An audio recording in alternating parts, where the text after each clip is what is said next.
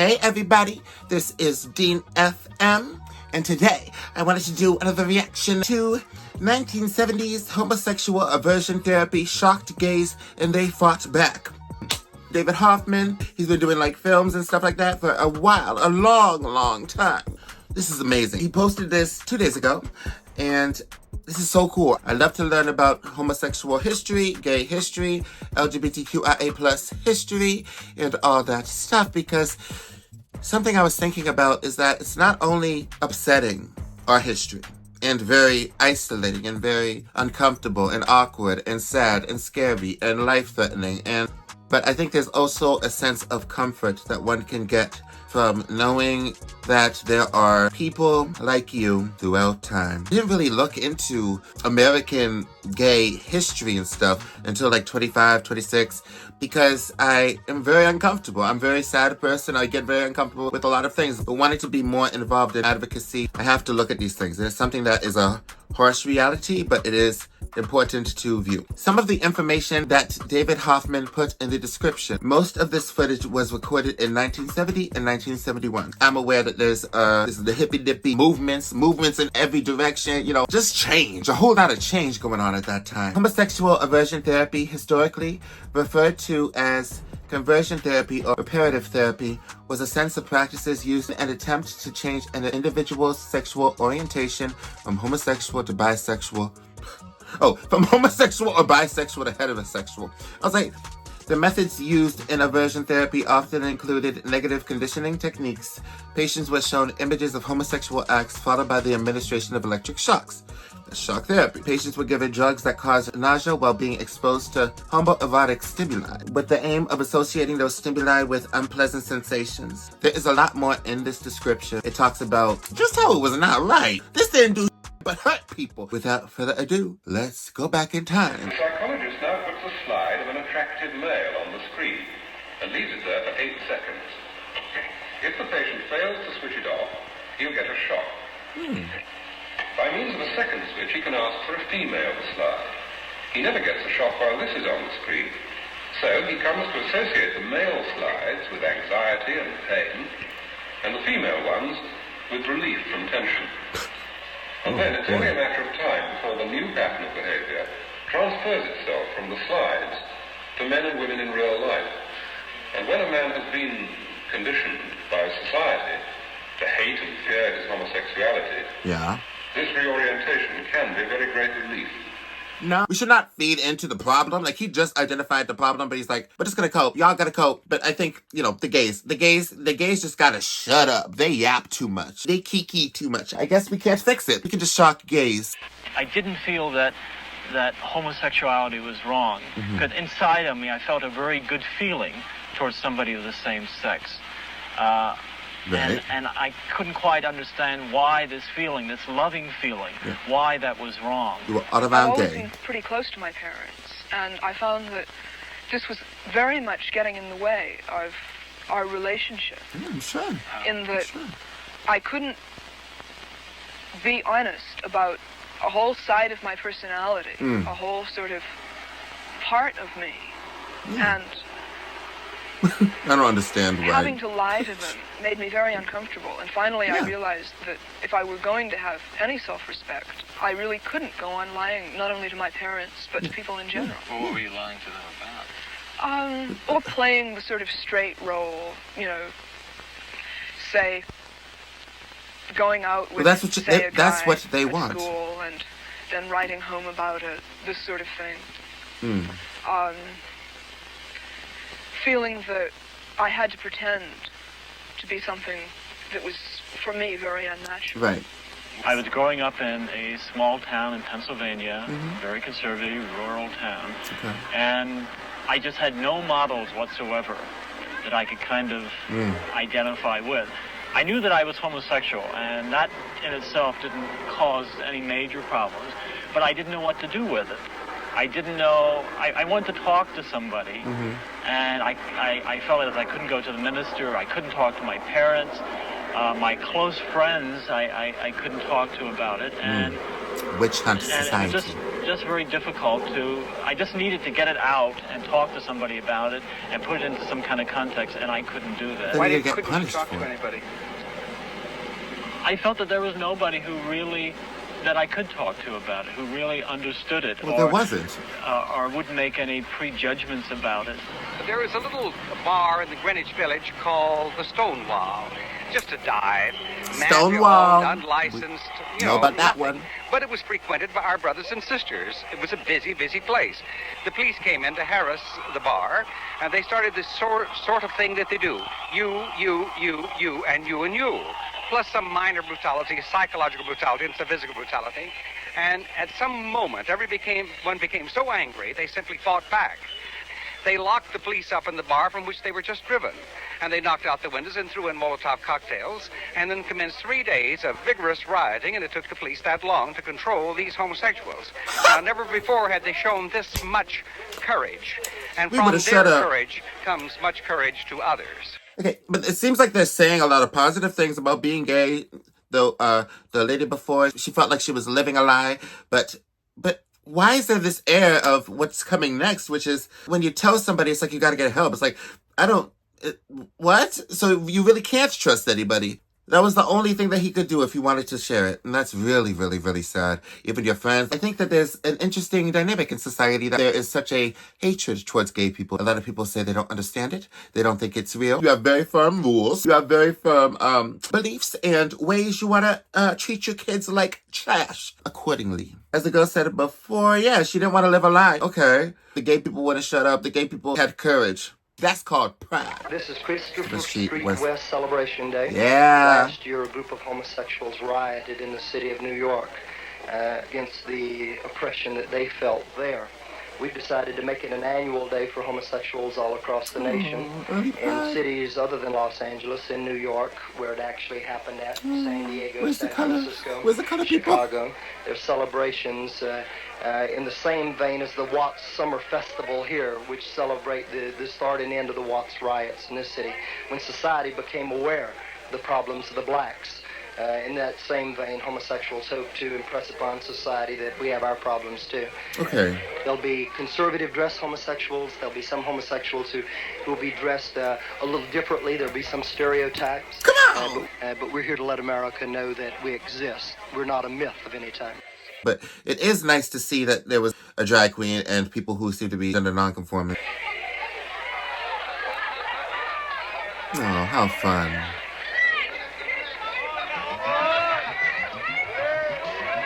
Okay. Most fantastic church. Yeah. Ooh, okay. We got a dispatch from New York a short while ago. The estimate. I don't know, but I don't go for it at all. Okay, then walk away. I think it's sickening. Yeah, too bad. It's fine. I think You're just that staring at society it. has to recognize them, and they want to do their thing, and they're doing it, and I'm very proud of them for doing it. I think that it's sort of enjoyable to watch, but I'm glad they don't do it too often. What? I think it's just a bunch of bull. Okay. I'm here as a spectator. Well, I think Hey, it's sister. their thing, and that's what they want to do. I think that a lot of people are going to realize that there's more than there actually is. They didn't realize, I don't think there was this many of them. Kind of surprised me to see all these people out here. Me too, So many of our people, because of our archaic laws, are unable to come out of the closets. Mm-hmm. And until the laws change so that we can, then it's going to be rough. But there's enough of us that don't have to be afraid, that we'll carry the load for the ones that have to be. They know we're here. It's the police mostly that don't like us to come Damn, out in public. fab. We got one, we're going to get them all. Oh, Don't you people worry. oh, Jesus. We're going to get these queers off the street. What's happening? What's happening? Why y'all running? Something bad is bad? Oh, they're just running. Let it enjoy. Are they tripping out? I know there's a lot of LSD back here.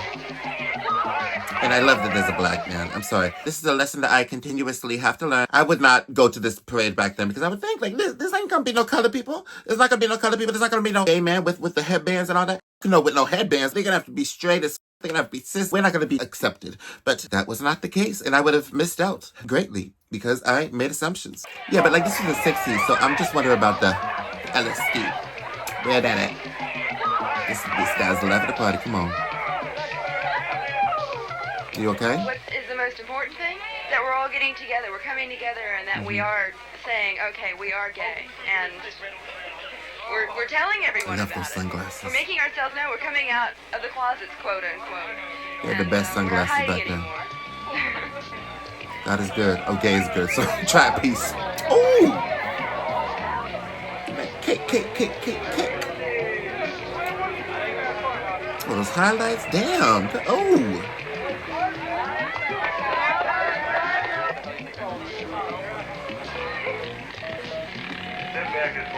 Got the grease. I don't know what that means.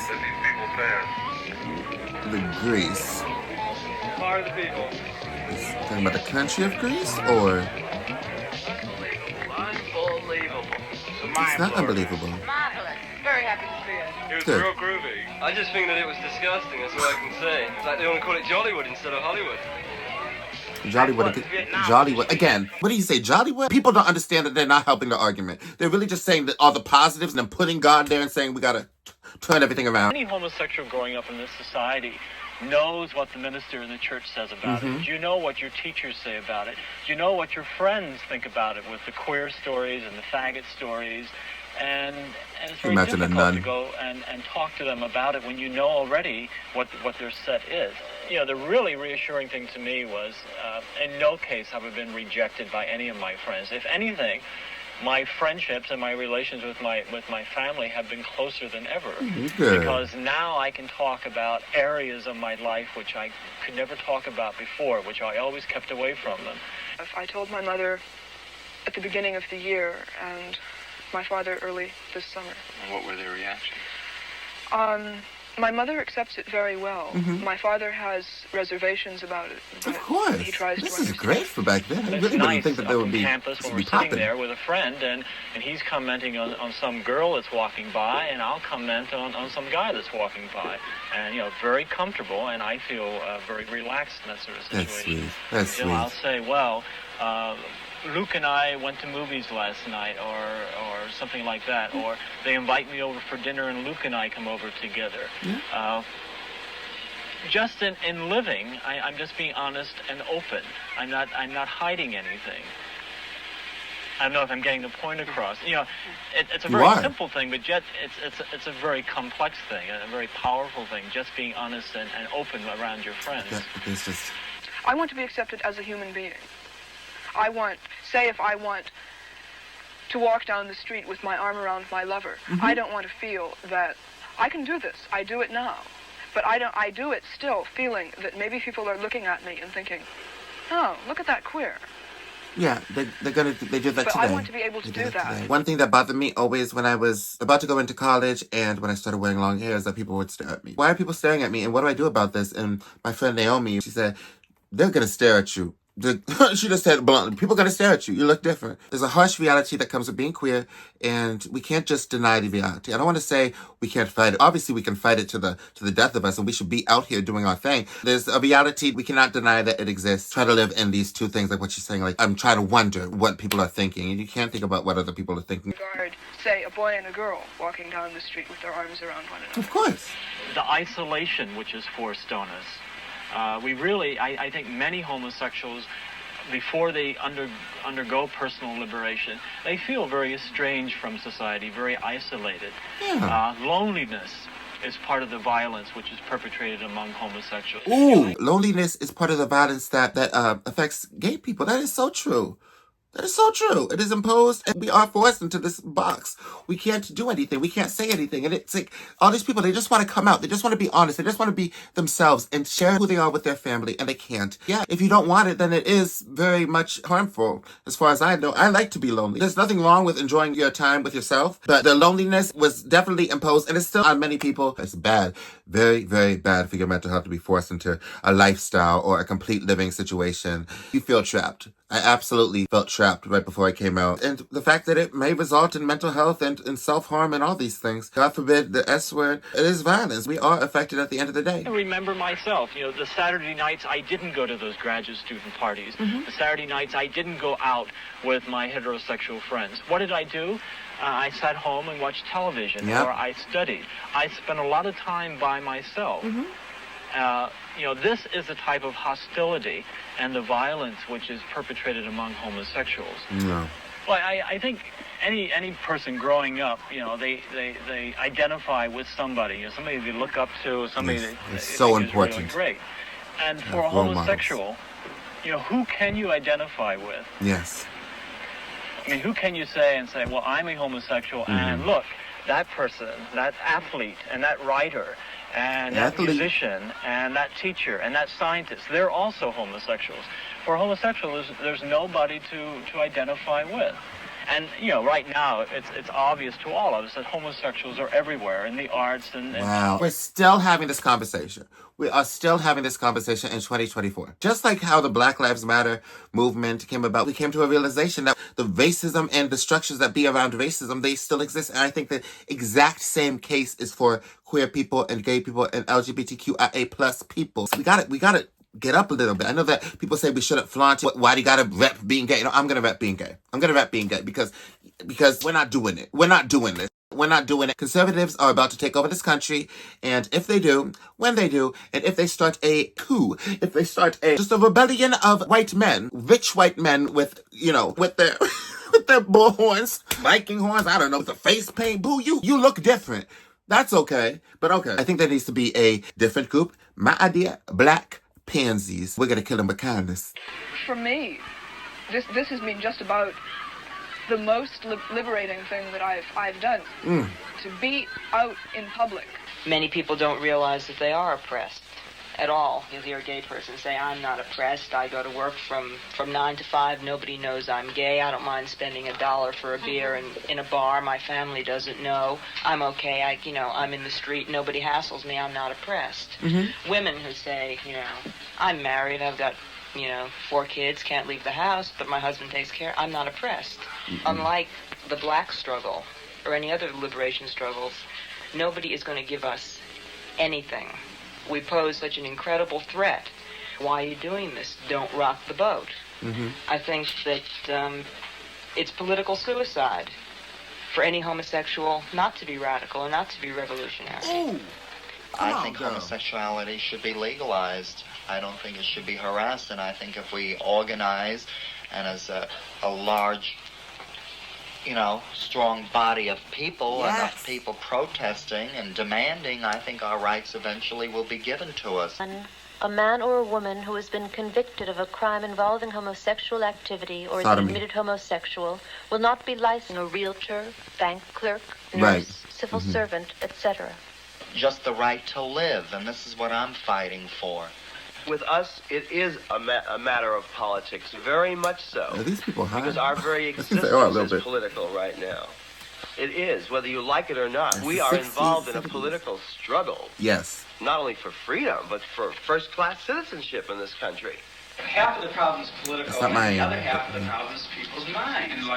And until you start talking to them, you can pick it all you want, and you've got to get in there and talk to the people. Half of the problem is political, and the other half of the problem is people's minds. And until you start talking to them, you can pick it all you want, and you've got to get in there and talk to the people. Yeah. To me, it's just as important that somebody comes into GLF and maybe he leaves 6 weeks later, but he leaves as somebody who has some self-respect. Yes. As somebody who has some models that he can identify. Oh! Jesus. She scared me a little bit, girl.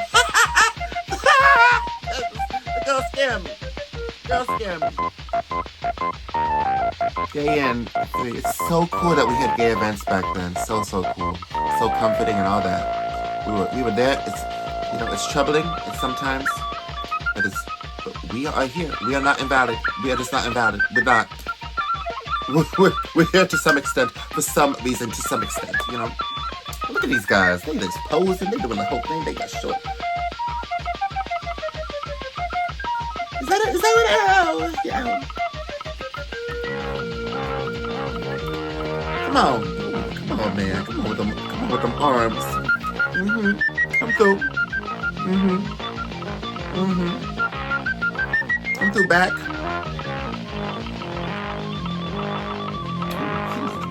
Come on, brother. And that, my dear, was reacting to 1970s homosexual aversion therapy, shocked gays, and they fought back. And they did. They did. We're here. We're queer. We ain't going nowhere, my dear. That's about it. I hope you have a nice day. Bye-bye.